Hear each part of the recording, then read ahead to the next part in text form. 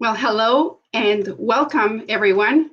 I am Corey Davison, and today's episode is about employee experience. And I can't wait to introduce my guest speaker today. But first of all, let me ask you a question. When you think about employee experience, what comes to mind? Most often, the answer I get when I ask this question is, oh, yeah, we got it. We have an engagement survey, or we got, engagement scores. Some would say, oh, we do an employee of the month recognition. And some will also answer, oh, yes, we have, free food, even free pop, right? I've had some workplaces where they display that as part of the perks of the job as well. Or free pizza, or like we call it in Canada, Timbits in the sent in the boardroom. So and for those my friends outside of Canada, Timbits, that's donut holes, right? So is that enough? Would you be surprised if I tell you that most companies are just scratching the surface when it comes to employee experience? And in the past year alone, it has highlighted the importance of building empathy with employees, if anything that we have learned throughout this year as well. And in fact, our studies show that only 1 in 10 companies are offering a personalized employee experience. Now, if you are leading a team of 1 or a team of thousands, this episode of our 4X Roundtable is for you. And let me tell you what the 4Experience Roundtable is. You can join us on your ideal social media platform. It can be a group on Facebook. We have a group on LinkedIn, or a YouTube channel as well, which we're live streaming today as well. Or you can go to 4experience.com/roundtable and sign up to become part of this roundtable. It's free, and it is a peer exchange as well. Our purpose today is to demystify the employee experience, what it is about and what it is not. And at the end of this session, you will come out with 4 simple ways that you can lead and cultivate a positive workplace. Who doesn't want that? Empowering your employees and enhancing your employee experience. That's what it is all about. So please feel free to comment as well and share your views. We'd love the interaction. And my guest today is an expert. She has been training and inspiring happier workplaces for 2 decades in more than 50 countries. As a certified psychological health and safety advisor with the Canadian Mental Health Association and a former C-suite executive, we can absolutely say that she has a deep understanding of how workplace culture and management practices can impact the success of a team. Her mission is to help organizations like yours in their employees to tap their potential and to thrive. Please help me welcome, our employee experience expert today, and welcome Sheona McGraw. Hi. Shawna, how are you doing today? I'm great, thanks. Thanks for the great introduction, Corey. Great to be here. It's wonderful to have you here today. I'm really honored to have you here, and I wanted to share with our audience that Shawna and I met actually through a Clubhouse session, and when I heard her speak, I was like, and I jumped in the conversation. We were like, we should meet, right? Yeah, it was meant to be. Absolutely. So stay tuned for some upcoming, other events that we might be hosting as well in Clubhouse too, right? Yeah, it was a great conversation, and looking forward to more. That's wonderful. And the other thing I should share is that Shawna shares the same name as my daughter. So, it had to be, right, that we connected here too. So, Shawna, we're talking today about employee experience, of course, and happier workplaces. And I wanted to ask you a question, what inspired you to get involved in workplace mental health and well-being? I've had a lot of sort of aha moments along the way. There wasn't one particular thing that was the one moment that made me realize, but quite a few along the way. There are a couple of things that really stand out for me that have made me so interested in workplace happiness, well-being, and mental health. And the two that really stand out is burnout and untapped potential. We live in this burnout culture where we're working in a way that encourages burnout and is conducive to burnout is almost seen like a badge of honor. And we do this to ourselves. I'm guilty of it, bragging about working long hours, working through the weekends, being available at all hours of the night, even being available on vacation, that I'm around, a lack of self-care, so that's, we do that side to ourselves. We do it as managers. Sometimes we have these unrealistic expectations for our employees.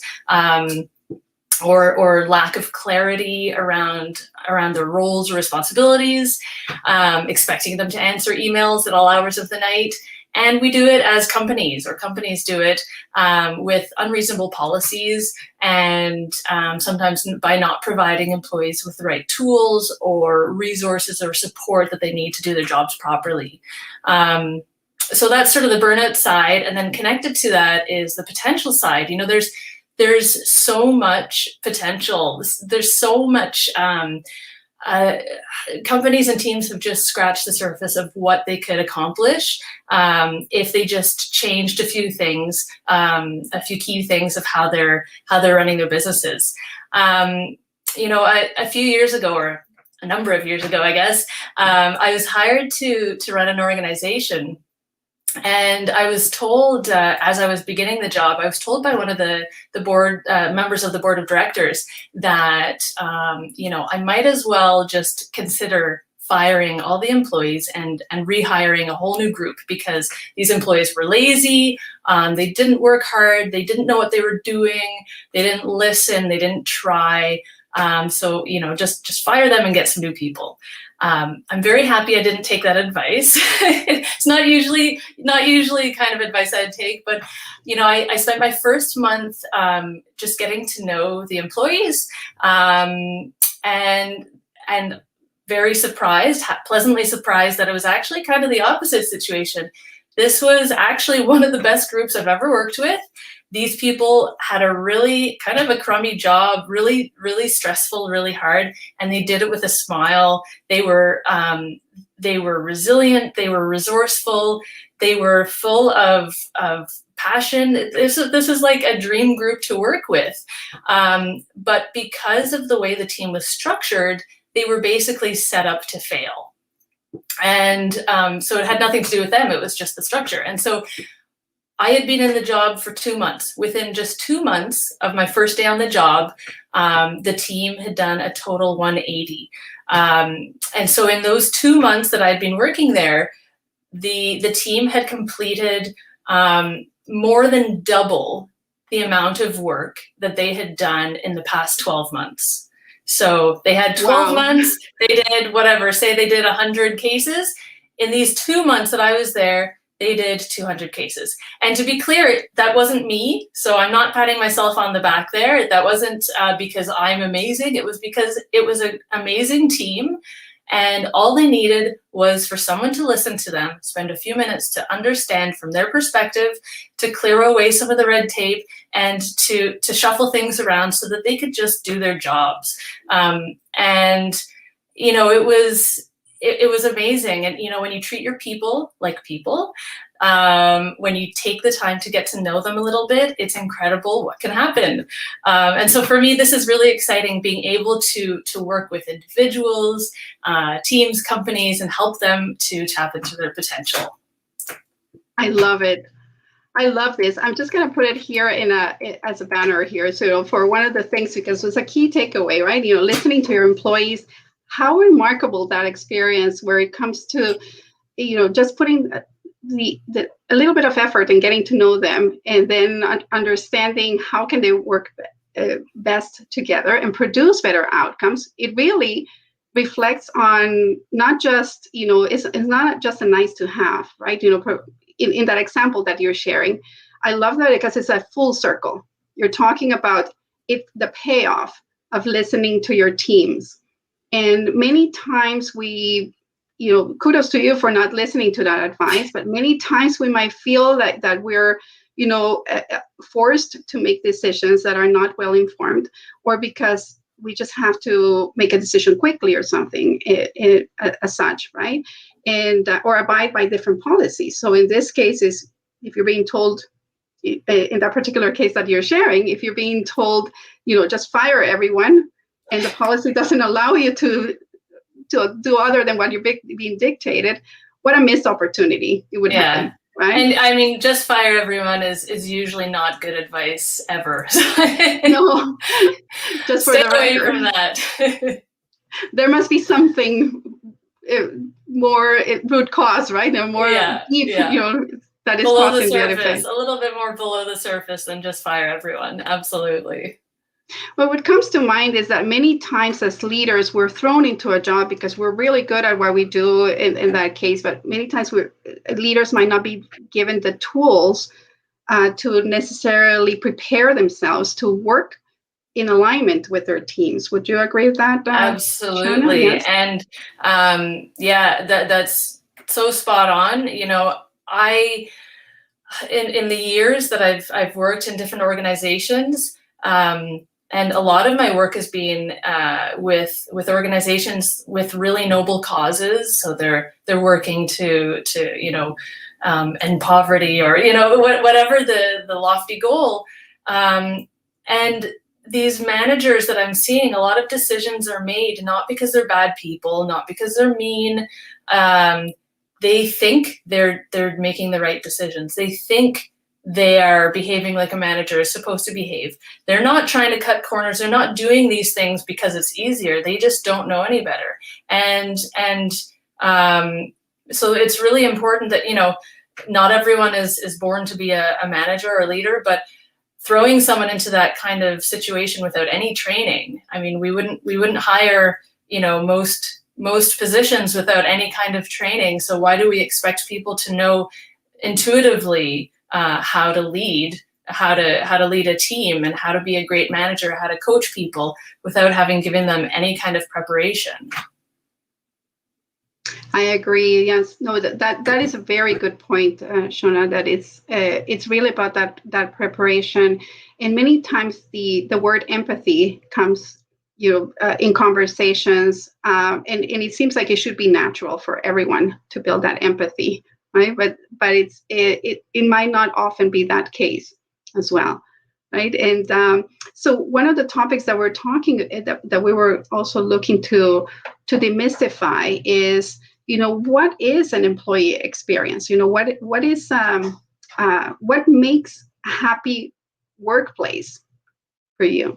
So what does it mean to you, Shawna? Yeah, okay, so that's a great question. It seems like a simple question, but it's actually a bit of a loaded question. So I'll answer you. No, it's great. It's a great question. And I will answer it in a bit of a roundabout way. But the reason why I say it's a bit of a loaded question is because I think the word happy, it has kind of a strange effect on people, definitely in North America. In Europe, not quite as much, but around the world, different cultures have different takes on it. North America, it has a strange effect. You know, it's not really an emotion that has traditionally belonged in the workplace, if you think about that traditional way of running a business. And recently, certainly since the pandemic has started, I've had a lot of people sort of challenge the idea of creating a happy workplace, saying, hey, during challenging times like now with COVID here, isn't it kind of frivolous and maybe a little insensitive to be talking about creating a happy workplace when people are scared about losing their jobs, they're worried about their health, maybe worried about family members, worried about, we're all socially isolated, and, companies are just struggling to get by.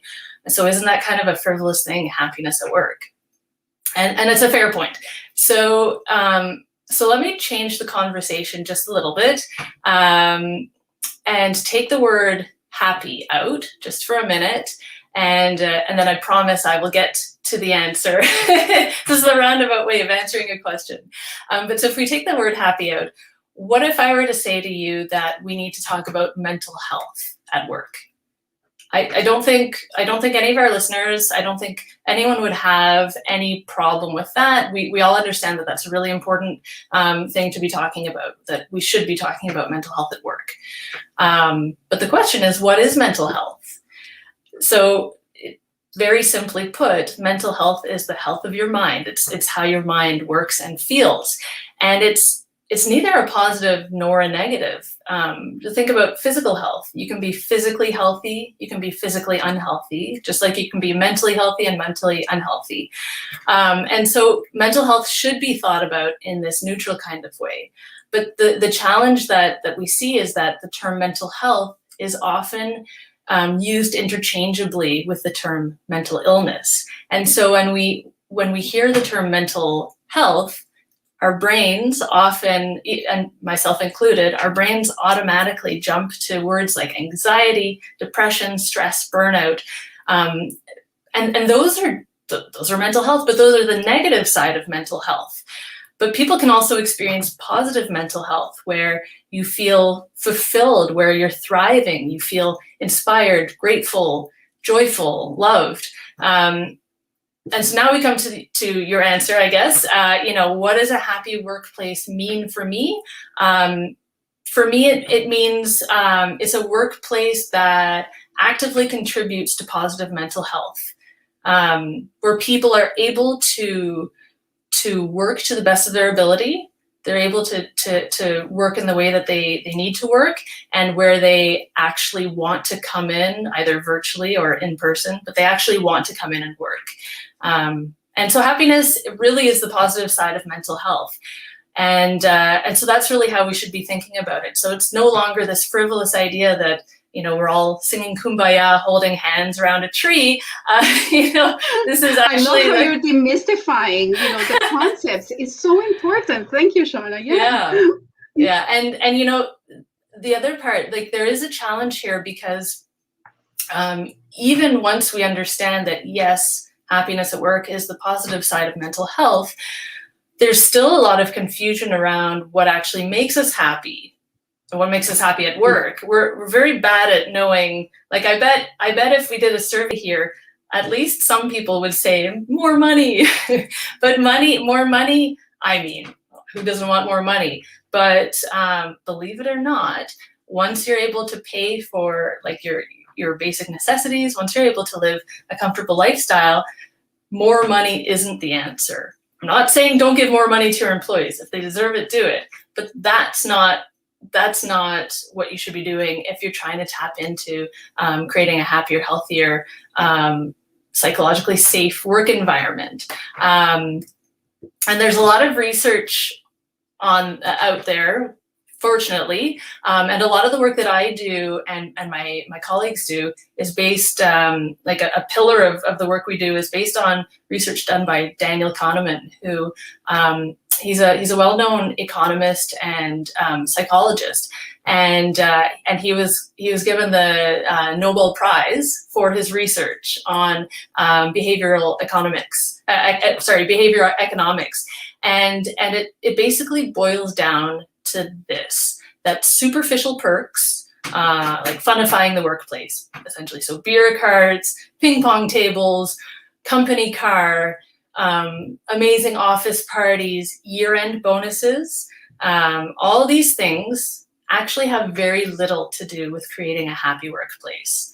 So again, don't run out there and get rid of all these things. I'm not at all saying we shouldn't have those things. They actually do serve a purpose, but, and so they're fine. What I am saying is if you as a leader, or if your company, if you as a leader are trying to create a happy, healthy workplace, a workplace that actively contributes to positive mental health, then you're going to need to go beyond these superficial perks, because at the end of the day, free fruit, what was it, free drinks you were saying? The free food, free drinks. Free pop. Free pop, massage chairs, cool video games in the meeting room.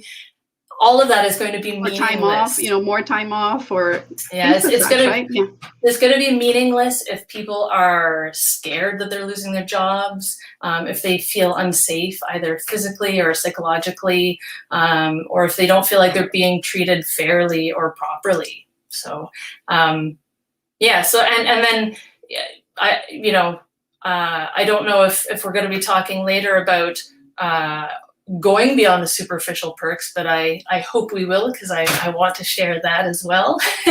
Go for it. Okay. I mean, this is your, you got the mic open for you, right? It's open because it really, this is, okay, listeners, now you get it, right? Why you needed to be in this session, why Shawna has such a great passion, but also the knowledge behind it to support it. And I absolutely, right now it's like goosebumps, because I know that this is the conversation that inspired us to get live. This is the moment where I go like, oh, Shawna, I wish we had, a live session. And it's like, wait a minute, it's happening now. So here we are. So absolutely, let's dive into that, because today is about demystifying the superficial, the scratching the surface of what employee experience is. So go for it. Yeah. So I guess you could look, what does a happy workplace look like? So if we're going beyond the superficial perks, then we're talking about a workplace where we have job autonomy, where people can do their jobs in the way that they see most appropriate, where people feel pride in their work, where people can see regular progress, that they go into work either virtually or physically, but they start their work day and they're chipping away at this task, this project, and at the end of the day, they can see that they've moved the needle a little bit, that they actually have made progress, and that it's actually meaningful work, that it's not just a make work project, but they actually understand how it contributes to the bigger picture.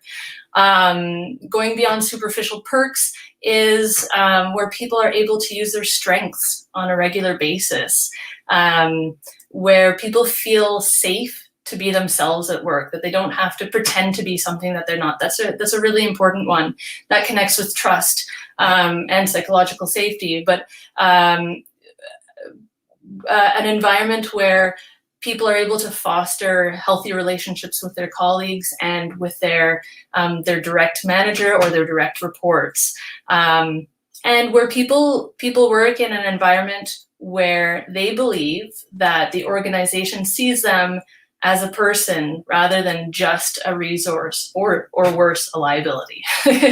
But that's just kind of in a nutshell. I could talk for days about this, but those are all, that's what we're talking about. We're not talking about people walking around with big smiles on their faces, telling jokes, being silly. That's not what a happy workplace means. It's about, being able to do your job properly, contributing to meaningful work, and being part of something bigger than yourself. So here's a question for those who are listening for self-reflection, or if you want to put it in the comments, can you relate to those work environments that have provided to you that opportunity to thrive and to live in autonomy, to live to your potential, to lean into your strengths and be yourself? And in contrast as well, as you're going through this, I can see those scenarios, right, in other workplaces where you feel, like there's too much politics, perhaps, right? Or you have to quiet your voice, to please the audience, or all of these things where you're not being, that unicorn that you should be, that the special contributor to the team or something. And I can definitely relate, to both scenarios. And, throughout my career, I've been, in different roles, for nearly 3 decades, right? I can see all those shifts, and it really comes with the knowledge and the experience that you start identifying, okay, this is appropriate, this is not, or even a self-discovery of yourself. And many times it's giving employees my take from that, from my own personal experience, both being a leader and also being part of a team, right? Having other supervisors and learning from what they're doing well and what they're not doing well, is that there's no cookie cutter approach, basically, to different situations, right? And it really is about being curious, right? And being, in working with your teams, and how do you provide that platform for people to be at their best? It's a circumstance, right? And it's really acknowledging, when you're learning through that process, how do you also enable your employees, that this was kind of the point, to learn with you, to keep learning about themselves? Because many times, let's admit it, right? It's not all on the managers, right? And it's not all on the company policy, but it's really about how do we enable people to give themselves permission? That's another side of the coin, right? How do we enable people to actually take it if you have provided a platform for them to grow? Yeah, and that's absolutely right, that there's 3 levels of responsibility. There's you if you're just sitting around waiting for your manager or your company to make you happy, good luck. We all have a responsibility to ourselves. We're adults. We have that responsibility, but it doesn't just end there. Managers do have a responsibility to provide an environment where people can thrive, where people are enabled to do their jobs properly.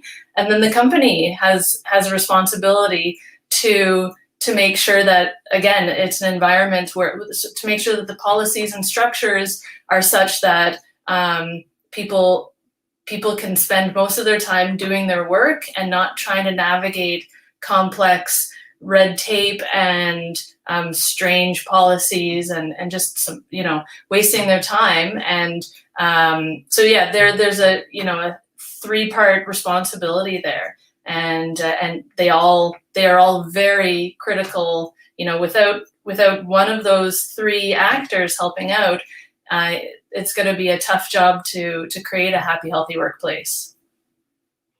Yes, this is wonderful. And right now, as we're going to now talk about, those 4 simple ways that you can actually personalize those experiences, right? Take a moment for those who are listening to, if you're leading a team, again, of 1 or thousands, right? What is what are you taking away from this, right? What's working, what is not, and what action are you going to take? And now we're going to dive into providing you with some 4 simple ways that you can personalize this experience.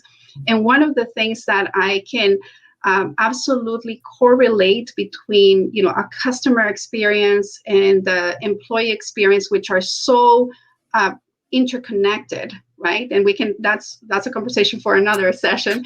But it's like, it starts with, even like in customer experience, we often talk about that not having one policy or one way of treating all customers the same, like having that personalized approach. Similarly, it's like, how do we provide that for employees as well? So let's dive into that. Shawna, if you can share, what's your first tip in regards to, or your first practice that you recommend in regards to how to customize that employee experience? Yeah, and just I love what you said there. It's basically, if you want to treat employees equally, you have to treat them all differently, right? If you want to treat them the same, treat them differently, because we're all different and we all have different needs. So it was really hard to zero in on 4 things, but we're focusing today on what can you do to personalize the employee experience, and I think it's a really, really great question to ask, because on one hand, we're saying everyone's different, we all have different needs, but then I could see like the listeners are saying, well, I'm leading a team of 20, 200, 2,000 people, and that's great. They're all different. They all have different needs. So do I have to offer 2,000 different options for people? How do we do this without blowing our budget? And so the first one is to address that. Yes, those 20, 200, or 2,000 employees, they are all different and unique, but they will certainly have some things in common. And so the first tip is to find the commonalities and learn what actually matters the most to your employees. And a great way to do this is by creating personas. As you know, Corey, this is very common within the customer experience world. Basically, where you look at your customers and identify common traits or needs or wants or behaviors. And so that it's the same idea here, but we're doing it with our employees, where it's like a semi-fictional representation of a group of employees that all share common traits, experiences, behaviors. And this is a great way to really understand the needs and challenges and perspectives of your employees, and to find out what actually matters to them and what doesn't. Because why spend energy and time and money on things that nobody really cares about, right? So this is a great way to get to know them quickly. So that's the first one. I've got some examples there, but I'm not sure if we need to dive into the examples. Well, I think it's important, when people think about, well, it's easy to say find commonalities. It's like, where do you get started, right? Because one of the typical situations that I often find, when we're starting in an employee experience strategy or in an employee experience initiative, right? Voice of the employee, you name it, right? Yeah. Oftentimes I think about how are you grouping your employees, right? And what do we typically find? It's going to be groups led by what department they're in, their position, sometimes, like their years of experience, so demographics, right? Yeah. And then you call that a persona. You say, oh, here's a group of managers, here's a group of, executives and directors, or, or your call center employees or whatever. And then you just walk them into just demographics. And then what we're saying typically is that, okay, well, is a persona really more of a segment, right?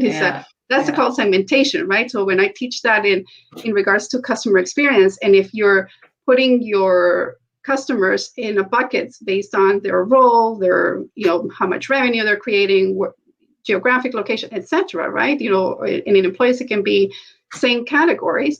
Then I say, that's called segmentation. That's good for marketing purposes, right? But it's but if you want to really personalize and get into their why and get into the real engagement, right? So in customer experience, it equates to loyalty, to actually getting them, right? Where it's like you're speaking to them. And in the same way, it's an employee experience, is how getting to know that, right? So I just wanted to kind of like tease the audience into thinking about, do you think you have personas, right? And are those personas are just like limited to segmentation, right? Or to demographics?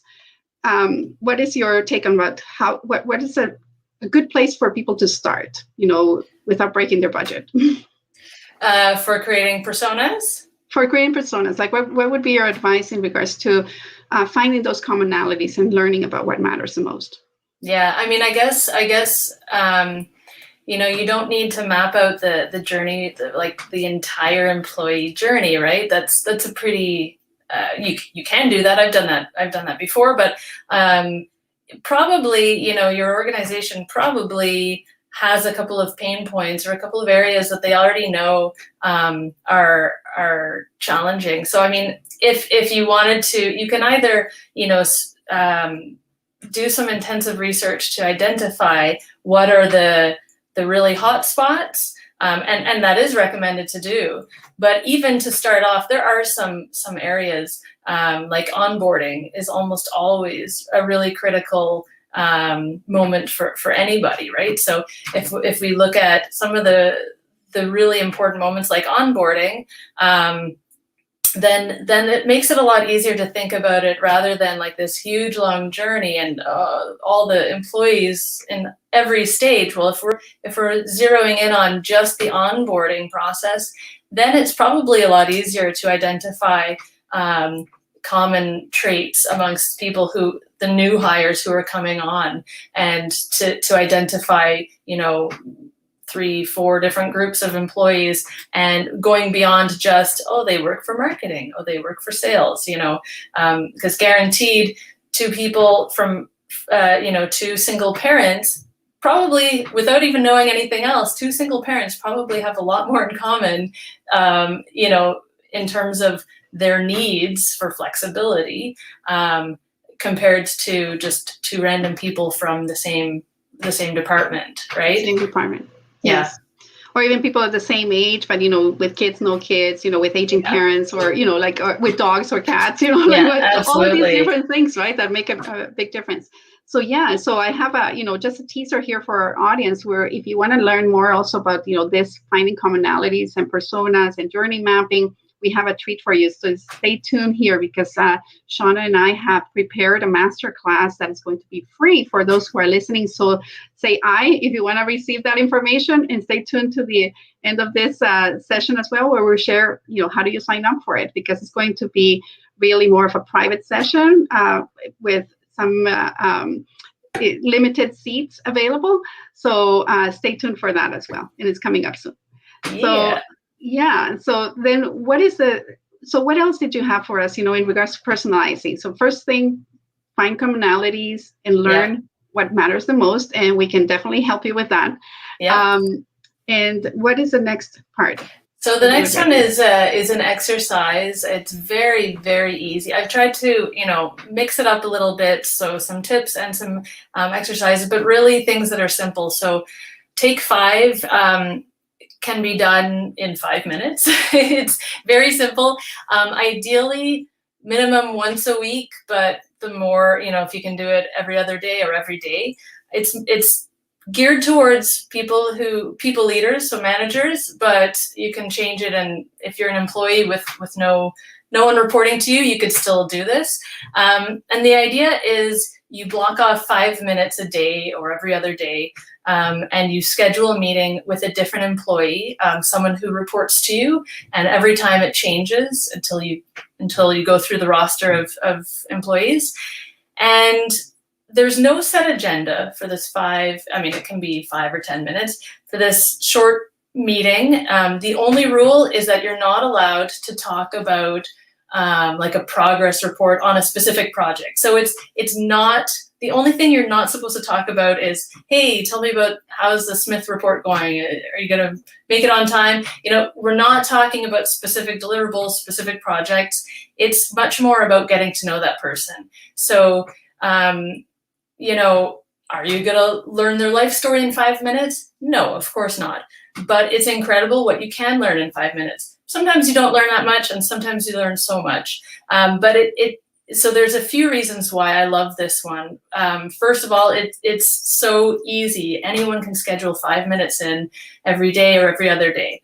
2, it sends a message to your team that you're actually trying to get to know them beyond just always asking them, is the report ready? Is the report ready? You're actually trying to connect with them. And the third one is that it's actually can be incredibly insightful. I mean, you just say, hey, so what'd you do this weekend? Oh, yeah, it was my daughter's birthday. Oh, I didn't know you had a daughter. And already now you have a little bit more. Now you have a bit more empathy of, oh, maybe that's why they need to leave early on Thursdays, or whatever the backstory is. But learning little tidbits every couple of days, it's a slow start, but it helps you to build trust with your team, to build this relationship. And by the way, one of the main reasons why people leave a job is because of a bad relationship with their direct supervisor.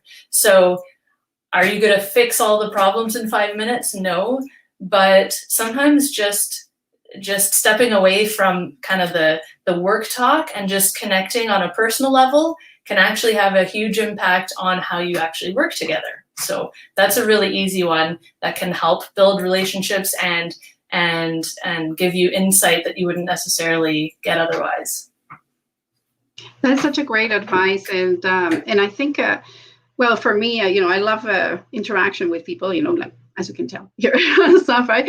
But I can see, for some people, it might be uncomfortable just even opening up that discussion, because it's like, oh, am I invading their privacy or something like that, right? But I would challenge anyone who's feeling that way, that it's like, give it a try, because it's really about humanizing that experience.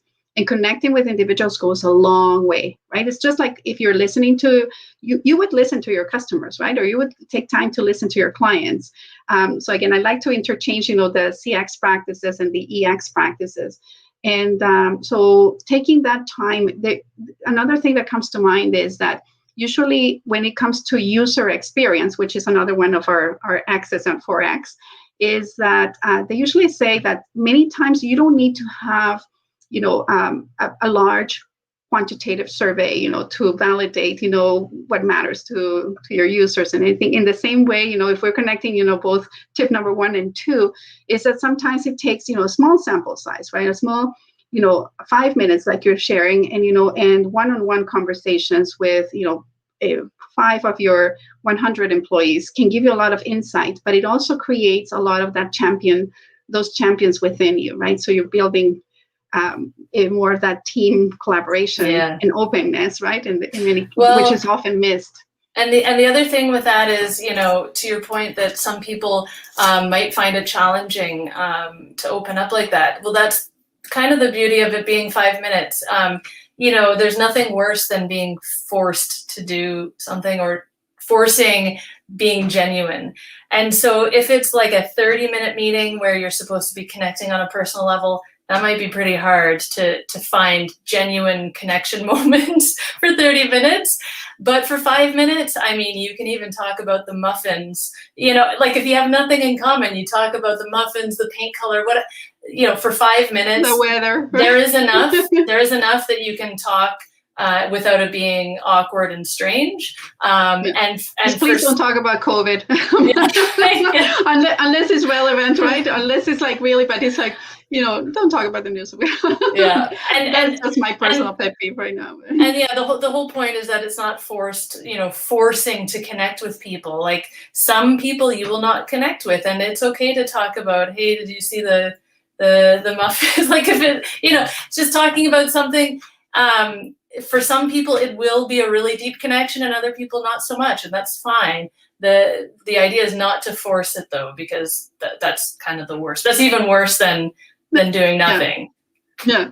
It's like just next time don't try. No, I'm just but it's like kudos if you're trying, right? Yeah. So then we had the third factor. So you want to so the next one is autonomy. I already mentioned it very briefly, but regardless of whether we're talking about personalizing the employee experience or not, autonomy is huge. It's one of the most important things, but it's also great for personalizing. We're all different. We all have our different ways of doing something.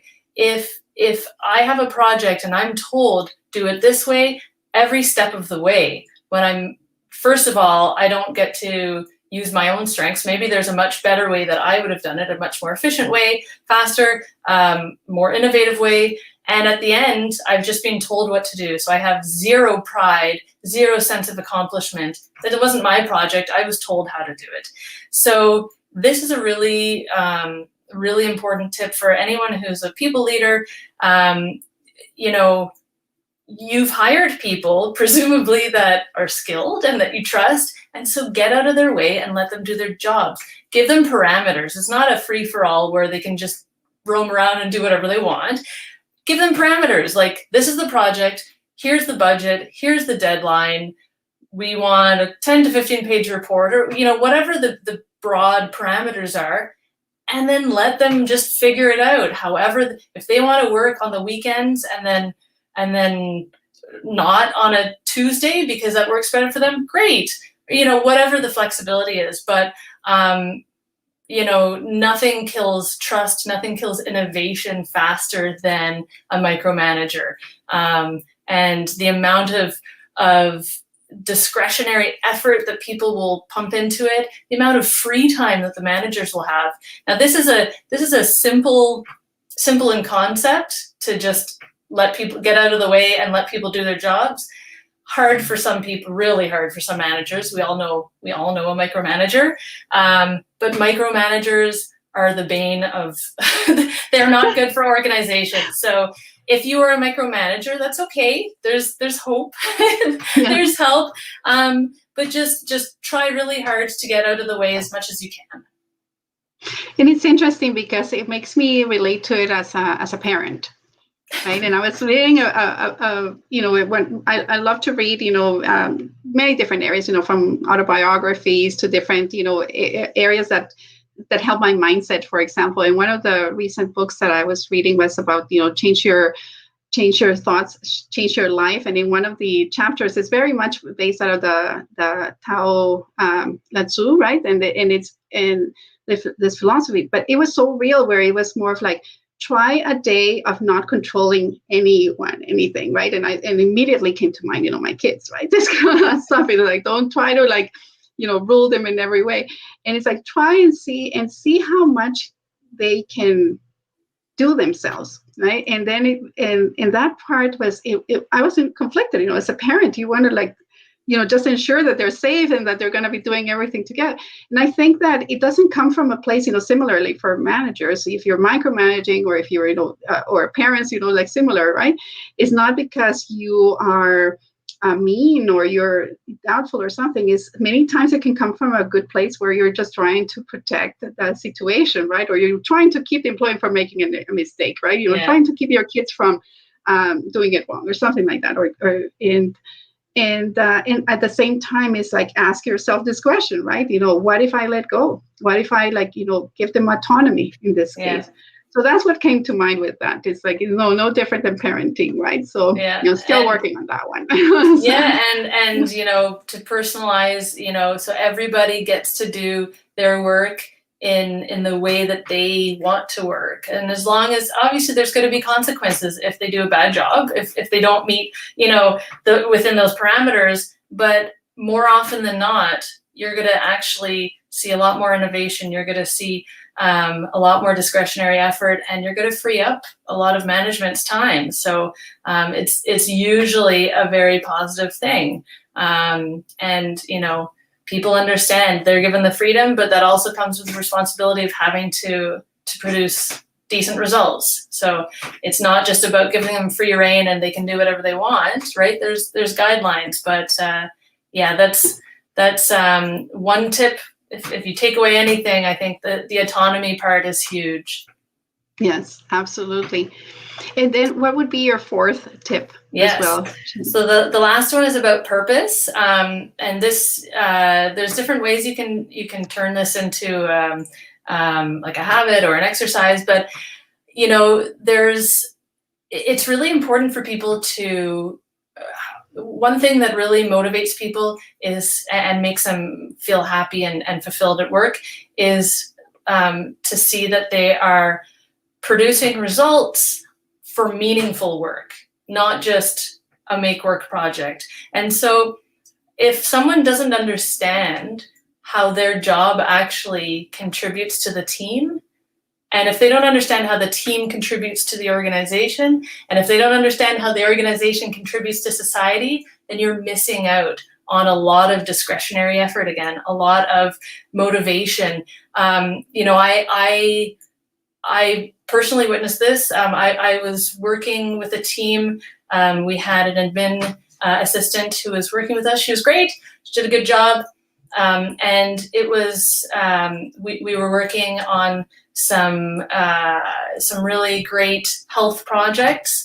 And so she knew generally that we were working on some really important stuff.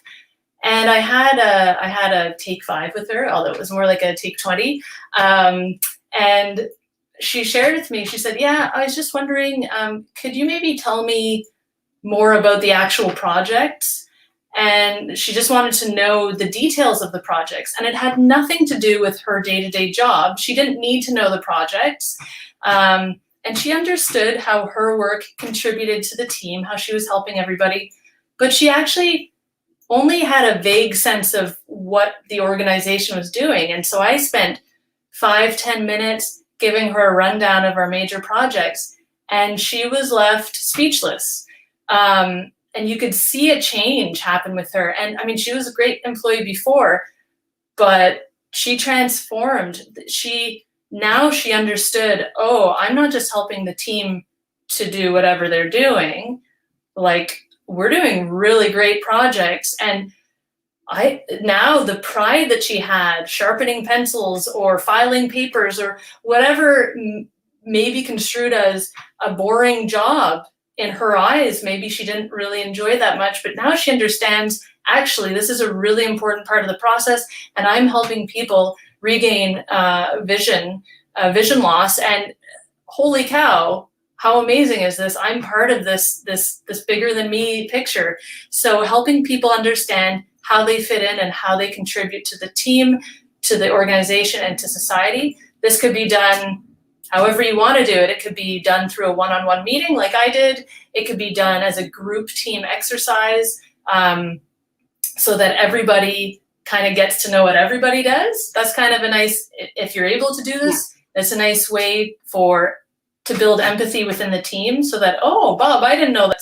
I didn't know you were doing that. Cool. Hey, Jen, oh yeah, you're doing, and then now we all understand everybody's roles, and we understand a little bit better the perspective of like, why is this person doing it this way? Oh, it's because this is how they're working. So that's a great way to build empathy. You could write it into the job description if you want, if you think that's the best way to do it. There's so many different ways you can do it. But the point is, it doesn't take a lot of time, energy, effort, no money to help people understand why their job is important and their purpose. That makes so much sense to me. And it also can be a part of that Take 5, right? So it's not that all of these things are separate, right? It's kind of part of one full circle. The other thing that comes to mind when you're talking about purpose is, it starts with, the onboarding, for example, right? Or the hiring, even before they come to you, right? That big picture of what's your why. And I've definitely worked with some great organizations that have an incredible why, right? Like, they're changing the way that teachers teach and students learn, for example, right? In the past tech company that I was in. So kudos to everyone that works there too. And I could see that sense of pride that would come from someone who was doing, like tech writing, like they were doing like technical support writing. And once they would come to the impact that would have in enabling, a teacher reach content to their, to deliver a classroom, a session, right? And just little things like that. The other thing that comes to mind is that oftentimes we think about our team just like our pocket, that we depend on, but many times there's this cross-functional synergy. And one that comes to mind in regards to purpose is, I remember, how many of you have many times relied on the legal department to authorize, your contract that you're depending on to move your project forward, right? Whether it was like a marketing initiative or something as such. And so I remember this situation where actually sharing the big purpose of what that contract meant to the business and what it meant to the end customer, sharing it with the legal advisor, how it actually lightened up, what she was doing, and it actually helped increase our collaboration as well. So instead of seeing this person as kind of someone who was a roadblock in what I was trying to do, it actually turned into more of a partnership where now she understood what I was doing and why we were trying to accomplish it. So many times it's not just about, someone that reports to you, but it's also people that you're collaborating with, painting that big picture. So yeah, absolutely. Just wanted to share that with others. And it's not just like a final point there is not, it doesn't just have to be organizations that are working on like these social impact projects. I think it was Cineplex, I could be wrong, but one of the major movie theater chains, I'm pretty sure it was Cineplex, the way their purpose is to give people a night off of relaxation and entertainment. And so, I mean, if you think about it without that purpose, you're like, oh, I work for a movie company, oh, big deal. Maybe that's the attitude you take. But when you take it, you think of it of, no, we're actually, people work hard and they need a little bit of a break to enjoy themselves with family or friends, and we are giving that to them. And so it doesn't have to be, with a charity or something to be able to have a purpose, and the second point is, I know some companies still maybe struggle with connecting the big picture to inspiring people. If you're a company that's making pencils, and we help people write, that's a very noble cause, but maybe it's still hard to inspire kind of a passionate response from employees. So another approach that the companies will take will maybe be to have a charity partner or volunteering, where it's less about the shared purpose of what the company is doing, but how they're actually helping with the volunteer thing or with the charity thing. So those are all different ways that you can play around with it. But the important thing is that people understand the level of where they fit into the chain, and how, if they didn't do their job properly, how it would all fall apart, basically. Absolutely. Well, this has been a great conversation, Shawna, and it's so many good, advices, tidbits, right, that we're talking about for our managers to take in again. Did you say Timbits or tidbits? I was going to say tidbits, and then I was like, well, we were talking about tidbits at the beginning. But so it's really more about, thinking about the greater picture in your employee experience. So for those who are listening, of course, we'll be sharing this with our For Experience Roundtable members. So stay tuned, for more. And we'll be also sharing some more of this tips and advice from our expert, Sheona McGraw, and straight from Toronto, right? So it's going to be. Oh, I'm actually in Ottawa now. In Ottawa, that's right. Yeah. Yeah. So then what I wanted to also invite those who are listening is that if you want to learn more on how to customize your employee experience, we have a treat for you. Because Shawna and I are preparing the For Experience Masterclass, and it's a masterclass on how to do your journey maps. So it's really about putting that human at the center and walking in their shoes. If you are thinking, whatever level of knowledge you have about journey maps, this session is for you. And how do you learn more about it? You can go to forexperience.com/journeymaps, and let me share a little bit here on my screen as well. And let me so you can see how you can sign up. So when you get to this page, and you might be seeing this in my screen here too. So you can click here where it says free masterclass, or just scroll over to learn a little bit more about how we run employee experience workshops for journey mapping. But this session is completely free. It's going to happen on June 9th at 1 p.m. Mountain Time. That's 3 p.m. Eastern Time. And you can just simply sign up here. Save your seat. We're going to have, it's going to be a private session. It's free. And you can just simply save that, and your seat will be reserved because there are limited seats available as well. So we hope to see you there at the For Experience Masterclass for journey mapping.